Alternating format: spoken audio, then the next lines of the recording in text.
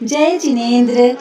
कुंद कुंद कान भक्ति पाठशाला प्रस्तुत करता है प्रथमानी योग झलक में आज कैसे प्राप्त हुआ हमें प्रथम श्रुत स्कंद। आइए जानते हैं हम प्रथम श्रुत स्कंद का इतिहास।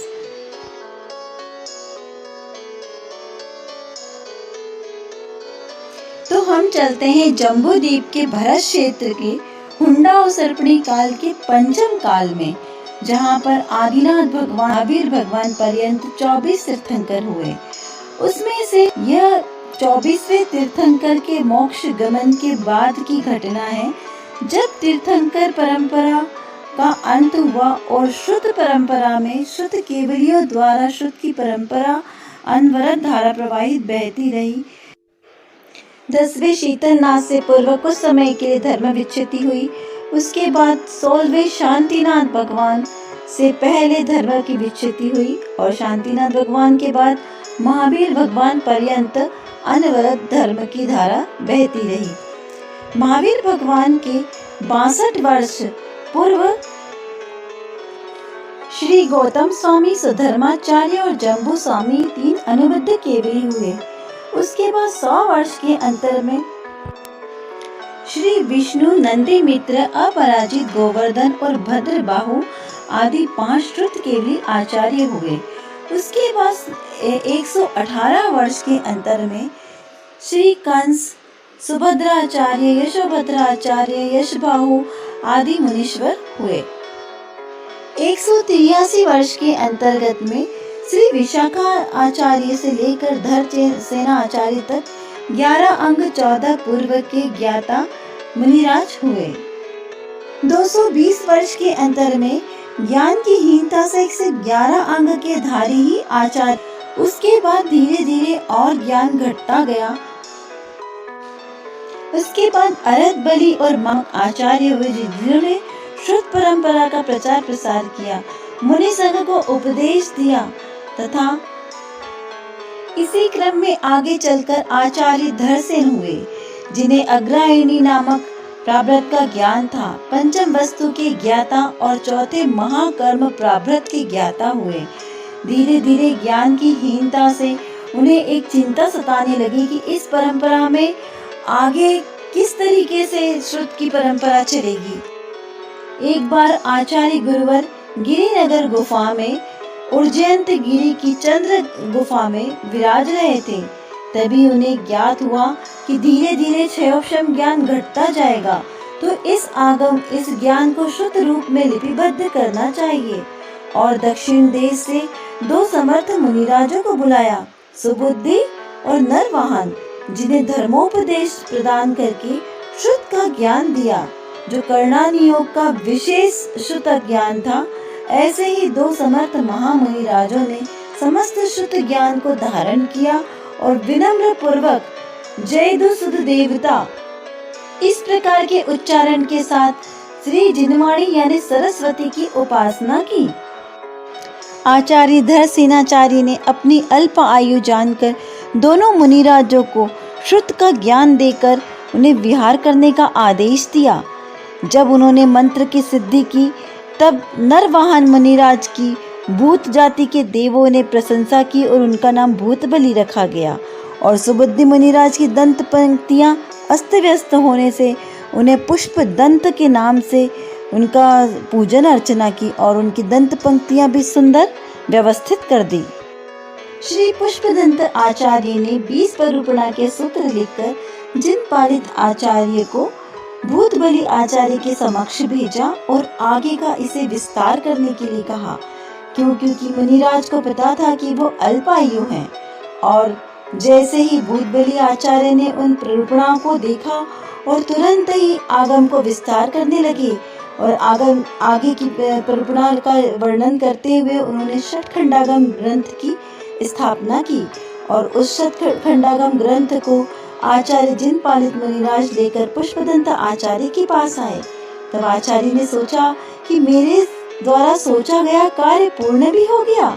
और उसी दिन पुष्पदंत आचार्य ने भी उस श्रुत की पूजन अर्चना की और भूतबली आचार्य ने भी समस्त नगरजनों के साथ श्रुत पंचमी महापर्व के रूप में इस श्रुत स्कंद की पूजन अर्चना की। यहाँ हम कथा को अधिक विस्तार ना देते हुए सारांश में कथा बताते हैं।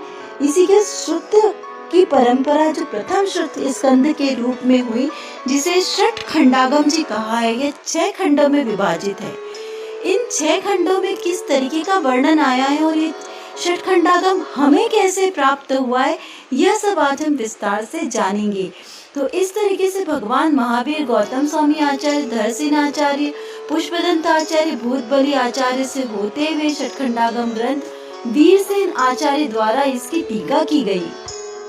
इसी के साथ आचार्य नेमीचंद्र आचार्य, आचार्य कुंद देव और अंत में विद्वानों के रूप में टोडर मल जी द्वारा भी अनेक ग्रंथों की टीकाएं लिखी गई, जो हम सब श्रावकों के लिए आज उपलब्ध है। मुनि भगवंतों द्वारा लिखित यह आगम ग्रंथ ताड़पत्रों पर उत्कीर्ण किया जाता है, जिसे एक कांटे की सहायता से एक एक अक्षर को उत्कीर्ण किया जाता है। इससे मुनिराजों के हाथों में भी अत्यंत वेदना होती है, किंतु हम जैसे भव्य जीवों के भाग्य को जगाने के लिए आचार्य भगवंतों ने इन ग्रंथों की रचना की। लेकिन समय के साथ साथ ये ग्रंथ बहुत सारे हमारे से विलुप्त हो गए हैं और कुछ ही ग्रंथ हमें प्राप्त हुए हैं, और जो ग्रंथ प्राप्त हुए उनकी भाषा हमें समझ में अच्छी तरीके से नहीं आने की वजह से हम उस शुद्ध ज्ञान को नहीं पा सकते। जो शुद्ध ज्ञान महावीर भगवान ने दिव्य देशना के रूप में दिया, वो गंधर्व देवों ने उसका अनंतवां भाग ग्रहण किया। उस अनंतवें भाग को शुद्ध केवलियों ने ग्रहण किया, और शुद्ध केवलियों द्वारा ग्रहण किया हुआ ज्ञान का अनंतवां भाग लिपिबद्ध हुआ।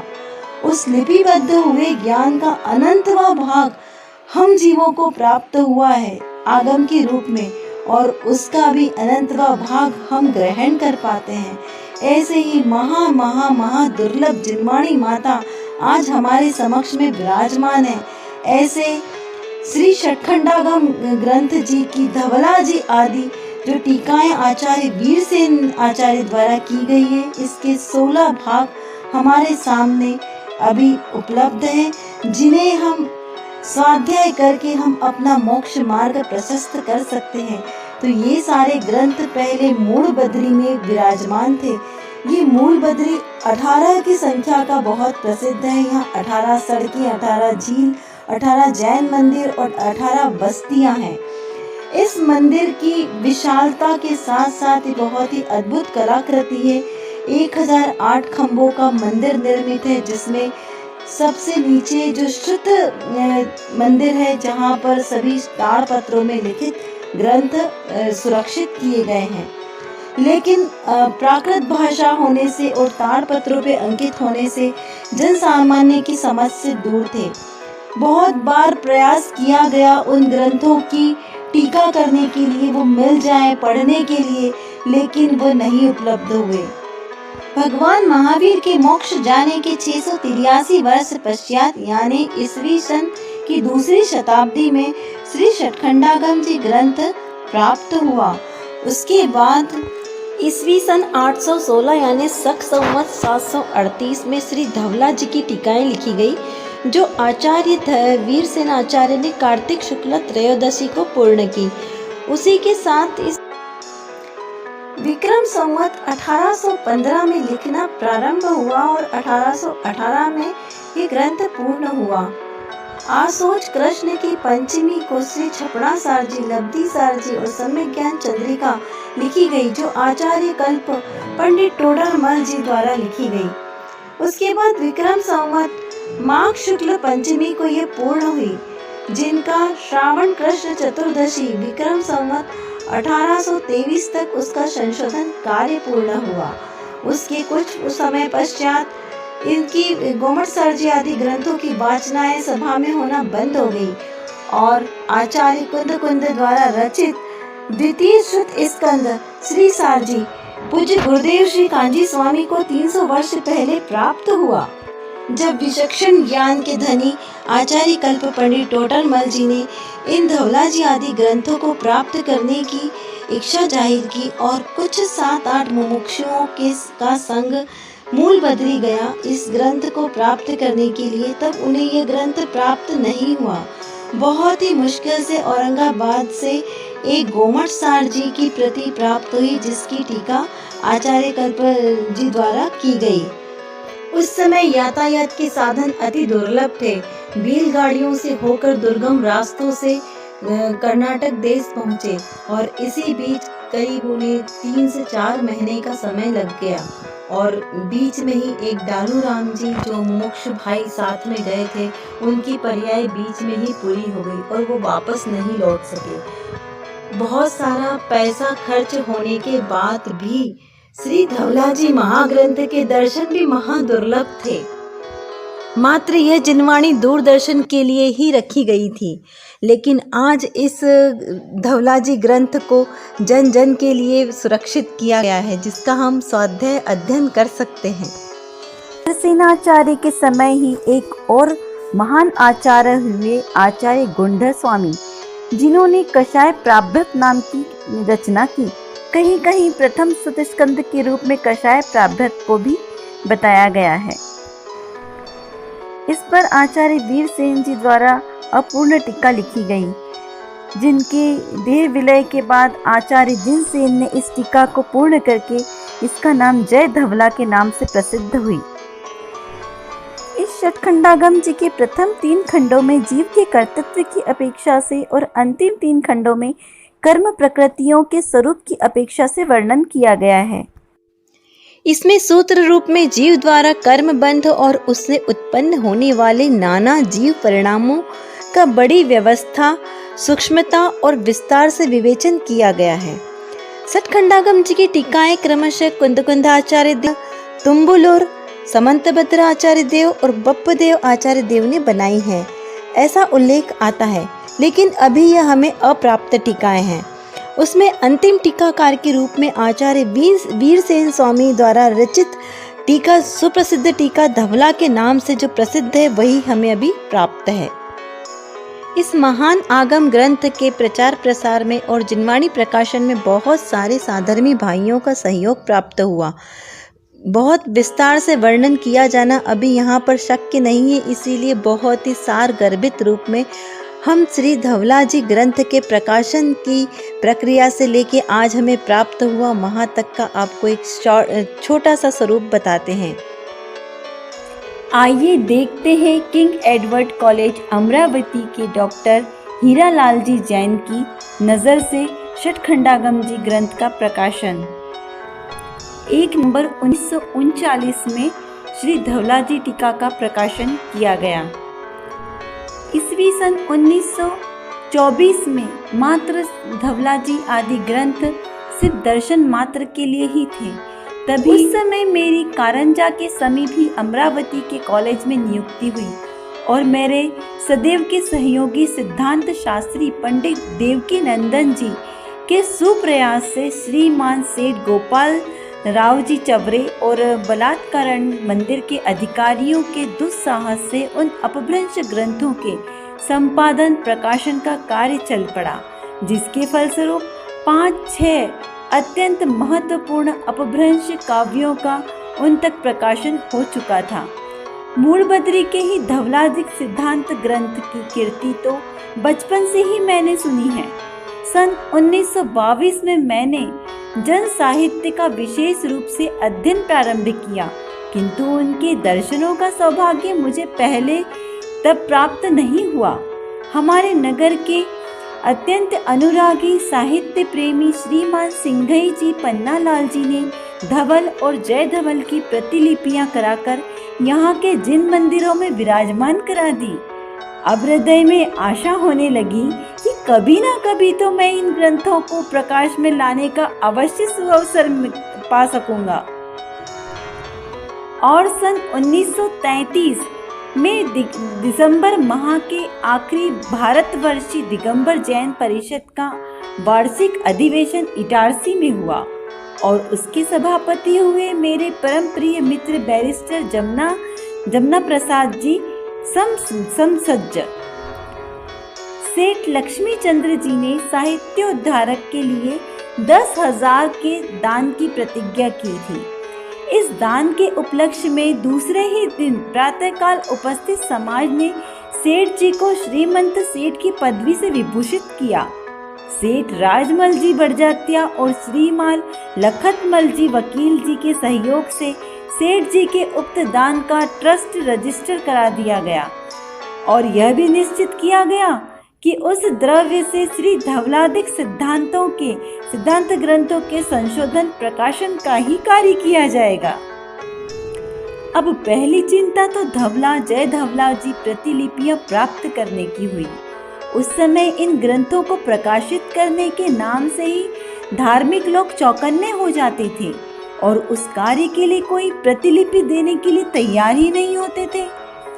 ऐसे समय में श्रीमान सिंघई जी पन्नालाल जी ने व अमरावती की पंचायतें अपने यहाँ की प्रतिलिपियों का सदुपयोग करने की अनुमति दे दी। इन प्रतियों के ग्रंथों का परिमाण बहुत विशाल था। विषय अत्यंत गहन और दुरूह भाषा, संस्कृत मिश्रित प्राकृत और प्राप्त प्रति बहुत अशुद्ध व स्खलित हुई थी, क्योंकि बहुत जीर्ण शीर्ण अवस्था थी। हमारे सम्मुख जो धवला जी और जय धवला जी की प्रतियां थी, उनमें से भी जय धवला जी की प्रति सीताराम जी शास्त्री की लिखी हुई और दूसरी की अपेक्षा कम अशुद्ध थी। इसीलिए दोनों के प्रारंभ में कुछ अंश संस्कृत रूपांतरण और हिंदी भाषांतरण सहित हमने इसे छपाकर कुछ विद्वानों के पास भेज दिया और उसके बाद उक्त ग्रंथों के संपादन, प्रकाशन आदि के संबंध में उचित परामर्श प्राप्त किया और इसका संशोधन कार्य प्रारंभ किया। सर्वसम्मति जब प्राप्त हुई तब उन पर मैंने संपादन कार्य के विषय में निम्न निर्णय लिए गए। पहला, संपादन कार्य कल से ही प्रारंभ किया जाएगा, क्योंकि रचना क्रम की दृष्टि से तथा प्रचलित परंपरा से इसी का नाम पहले आना चाहिए। दूसरा, मूल पाठ एक ही प्रति के भरोसे न रखा जाए। समस्त प्रचलित प्रतियां एक ही आधुनिक प्रति की प्राय एक ही हाथ की नकल होते हुए भी उनमें से जितनी मिल सके उनका उपयोग किया जाए तथा मूल बदरी की ताड़पत्रियों की प्रति से भी मिलान करने का प्रयत्न किया जाए और उसके अभाव में सारंगपुर में जो प्रति थी उसके मिलान का उपाय किया गया। मूल आगम के अतिरिक्त अनुवाद किया जाए। संस्कृत छाया न देने से जो संस्था की बचत होगी उसमें अन्य प्राचीन जैन ग्रंथों से तुलनात्मक टिप्पणी की जा सकती है। ऐसे ग्रंथों का संपादन प्रकाशन में कोई ऐसी उतावली ना की जाए जिससे ग्रंथ की प्रामाणिकता में अशुद्धता या त्रुटियां रह जाए। उक्त कार्य में जितना हो सके उतना अन्य विद्वानों का सहयोग प्राप्त किया जाए। सन 1935 में बीना निवासी पंडित बंशीधर जी इस निर्णय को सन्मुख रखकर मैंने संपादन कार्य प्रारंभ किया। तत्पश्चात साबूमल झांसी के निवासी श्री पंडित हीरालाल जी शास्त्री न्यायाधीश को बुलाने का प्रयास किया गया। प्रथम 3 वर्ष तो उज्जैन में राय बहादुर सेठ लालचंद जी के यहाँ रहते हुए इस कार्य को किया। उसी समय बिना निवासी पंडित फूलचंद जी सिद्धांत शास्त्री की भी नियुक्ति कर ली गई। प्राकृत पाठ संशोधन संबंधी नियम हमने प्रेस से 2 कापियां और 200 पृष्ठ राजा राम कॉलेज कोल्हापुर के अर्धमागधी के प्रोफेसर व डॉक्टर A.N. उपाध्याय का साथ लेकर और उनसे ही पठन का कार्य किया। पंडित देवकी नंदन जी का भी समय पर सहायता ली गई और दोनों सहयोगियों की इस सहायता से बहुत ही हम अनुग्रही हुए। शेष समस्त संपादन और उसका प्रूफ रीडिंग का कार्य श्री हीरालाल जी शास्त्री और पंडित फूलचंद जी शास्त्री से निरंतर सहायता प्राप्त हुई। इसी बीच उनकी धर्मपत्नी 1927 में भी हृदय रोग से ग्रसित हुई और 1938 के दिसंबर माह में उनका चिरवियोग हो गया। सेठ माणकचंद जी जवेरी मुंबई, मूलचंद जी सोनी अजमेर और स्वर्गीय सेठ हीराचंद जी मोमोचंद जी सोलापुर के हम अत्यंत कृतज्ञ हैं। कि आज हमें इस महान सिद्धांत के एक अंश को सर्वसुलभ बनाने का सौभाग्य प्राप्त हो रहा है। स्वर्गीय लाला जम्बू प्रसाद जी रईस जी की लक्ष्मी सफल हुई तो उन्होंने इस ग्रंथ की एक प्रतिलिपि को अपने यहाँ पर सुरक्षित रखने की उदारता दिखाई और इस प्रकार उनके प्रकट होने में निमित्त कारण हुए। हमारे विशेष धन्यवाद के पात्र स्वर्गीय पंडित गजपति जी उपाध्याय और उनकी स्वभार्या विदुषी लक्ष्मी बाई जी तथा पंडित सीताराम जी शास्त्री, जिन्होंने इन ग्रंथों की प्रतिलिपियों के प्रचार प्रसार का कठिन कार्य किया और उस कारण उन भाइयों के कोष और विद्वेष को भी सहन किया। इन ग्रंथों के प्रकट होने से अपने धर्म की हानि समझते थे वे लोग। श्रीमान सिंघई पन्नालाल जी जिस धार्मिक भाव और उत्साह से बहुत धन व्यय करके इन ग्रंथों की प्रतियां अमरावती से मंगवाई और उनका संशोधन प्रकाशन का कार्य किया, बैरिस्टर जमुना प्रसाद जी और सब सज्ज का हम भारी उपकार मानते हैं, जो उन्होंने सेठ लक्ष्मी चंद जी को इस साहित्य उद्धार कार्य के लिए प्रेरित किया। वे ऐसे धार्मिक व सामाजिक कार्यों में सदैव कप्तान की तरह कार्य करते थे। श्रीमंत सेठ लक्ष्मी चंद जी तो इस समस्त व्यवस्था के आधार स्तंभ ही थे। आर्थिक संकट में वर्तमान काल में उनके हाई स्कूल छात्रवृत्ति और साहित्य उद्धार निमित्त से दिए हुए बहुत योगदान है। मेलसा निवासी सेठ राजमल जी बड़जात्या और श्रीमान लखतमल जी वकील, जिन्होंने इस योजना में भी बड़ी रुचि दिखाई और हमें हर प्रकार से सहायता पहुंचाकर उपकृत किया। साहित्यकारों की ट्रस्ट कमेटी में श्री पन्नालाल जी, पंडित देवकी नंदन जी और सेठ राजमल जी के अतिरिक्त भेलसा जी के श्रीयुत मिश्री लाल जी व सरसावा निवासी पंडित युगल किशोर जी मुख्तियार भी हैं। इन्होंने प्रस्तुत कार्य को सफल बनाने हेतु बहुत प्रयास किया। पंडित युगल किशोर जी मुख्तियार ने तो संपादन के कार्य में भी योगदान दिया, किंतु बीच में ही उनका स्वास्थ्य बिगड़ने की वजह से थोड़ा सा सहायता मिलने से वंचित रह गए। और ऐसे ही अद्वितीय कार्यकर्ता श्रीयुत ब्रह्मचारी शीतल प्रसाद जी ने हमें इस कार्य को आगे बढ़ाने और पूरा करने की प्रेरणा दी। धर्म प्रभावना के ऐसे कार्यों को सफल देखने के लिए ब्रह्मचारी जी का हृदय ऐसे तड़पता था जैसे कोई शिशु अपनी माता के दूध के लिए तड़पता है। उनकी इस निरंतर प्रेरणा के लिए हम उनके बहुत उपकृत हैं। समाज के महारथी साहित्यिक विद्वान श्रद्धेय पंडित नाथूराम जी प्रेम जी समाज में के ऐसे नवीन युग के साहित्यकारों में प्रमुख स्थान रखते हैं और प्रकाशन संबंधी अनेक व्यवहारिक कठिनाइयों को सुलझाने में निरंतर सहायता करते हैं। भूजबली शास्त्री और पंडित देवकी नंदन जी शास्त्री के बहुत कृतज्ञ हैं, क्योंकि उन्होंने बहुत योगदान दिया। प्रश्नावली का उत्तर देकर हमें मूड़बद्री से और पश्चात सहारनपुर से प्रतिलिपि बाहर लाने के इतिहास लिखने में सहायता की। श्रीमान सेठ रावक जी, सखा राम जी दोषी, सोलापुर पंडित लोकनाथ जी शास्त्री, मुविंद्री और श्रीयुत नेमीचंद जी वकील, उस्मानाबाद का नाम विशेष उल्लेखनीय है। अमरावती के सुप्रसिद्ध प्रवीण ज्योतिर्विद श्रीयुत प्रेम शंकर जी बजाज की सहायता की तो हम क्या कहें, उनके ही सहायता से उल्लेखनीय छानबीन और शोध संशोधन के कार्य हम करने में समर्थ हुए। इस ग्रंथ का मुद्रण स्थानीय सरस्वती प्रेस में हुआ। इस प्रेस के प्रोफेसर मी.टी.एम. पाटिल को हम हार्दिक धन्यवाद देते हैं कि उन्होंने हमारे इस कार्य में कभी भी असंतोष का कारण उत्पन्न नहीं होने दिया। पुनः हमारे तीर्थंकर भगवान महावीर और उनके श्रीधर सेन आचार्य, पुष्पदंत आचार्य और भूतबली आचार्य तक की आचार्य परंपरा की ओर हमारा ध्यान आकर्षित होता है, जिनके प्रसाद से हमें यह साहित्य प्राप्त हुआ।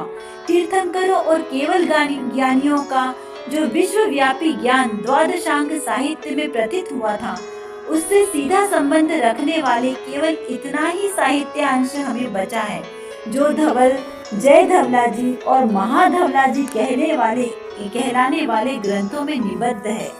दिगंबर मान्यता के अनुसार शेष सब कालों के गाल में समा गए, किंतु कितना भी शेष हमारे पास जो साहित्य बचा है वह भी विषय और रचना की दृष्टि से हिमालय जैसा विशाल और महोदधि जैसा गंभीर है।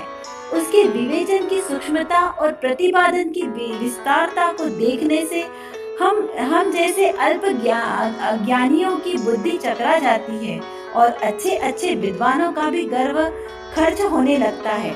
हम ऐसी उच्च और विपुल साहित्य संपत्ति के उत्तराधिकारी हैं, इसका हमें भारी गौरव है। इन ग्रंथों के संशोधन में हमें सिद्धांत भवन आरा और महावीर ब्रह्मचारी आश्रम कारंजा की प्रतियों से बड़ी सहायता मिली है। हमारे पूर्वाचार्यों की प्राप्त इस अमूल्य धरोहर को हमेशा आगे तक बनाए रखने के लिए एक सबसे अच्छा उपाय है कि हम इन सभी धवला ग्रंथों की अधिक से अधिक प्रतियां बनाकर पूरे देश भर के मंदिरों में, संग्रहालयों में, जिनवाणी के श्रुत केंद्र में सब जगह इसे प्रसारित कर दे अधिक से अधिक, ताकि कहीं एक की भी अगर प्रतियां खराब हो जाए या किसी तरीके से नष्ट हो जाए तो अन्य देश के भागों से हम इन प्रतियों को मंगवा सकते हैं। इससे बढ़कर और कोई दूसरा उपाय नहीं है अब जिनवाणी को संरक्षण करने का। ग्रंथों की हजारों प्रतियां छपाकर सर्वत्र फैला दी जानी चाहिए कि किसी भी अवस्था में कहीं न कहीं उनका अस्तित्व बना ही रहेगा। यह हमारी शुद्ध भक्ति का अत्यंत बुद्धिहीन स्वरूप है जो हम ज्ञान के इस उत्तम संग्रह को और इतने की तरफ हम उदासीन हो रहे हैं और उसके सर्वथा विनाश की जोखिम लिए चुपचाप बैठे रहते हैं, इसे पढ़ने नहीं देते, तालों में बंद करके रखते हैं। यह प्रश्न समस्त जैन समाज के लिए विचारणीय है। इसमें उदासीनता लाएं नहीं, हृदयवान बनकर जिनवाणी की और अपने को आत्मसमर्पण करें, जिनवाणी की रक्षा करें, सुरक्षा करें और अधिक से अधिक जिनवाणी को संग्रहण करके उसका ज्ञानाभ्यास करने का प्रयत्न करें, तभी हमारा यह मनुष्य भाव सार्थक होगा। जिनवाणी माँ परम उपकारी है, उसका स्वाध्याय चिंतन करके हम अपना मोक्ष मार्ग प्रशस्त करें और इस धवल ग्रंथ की धवल रीति अपनाकर हम भी धवल रूप सिद्धालय को प्राप्त करें, यही हमारी शुभ मंगल भावना है। पूर्ण शुद्धि के साथ धवल आराधना के मार्ग पर लगे। जय दु सुध देविदा, जय दु जिनेंदो, नमो जिनाणम, नमो जिनाणम, नमो जिनाणम, जय जिनेंद्र।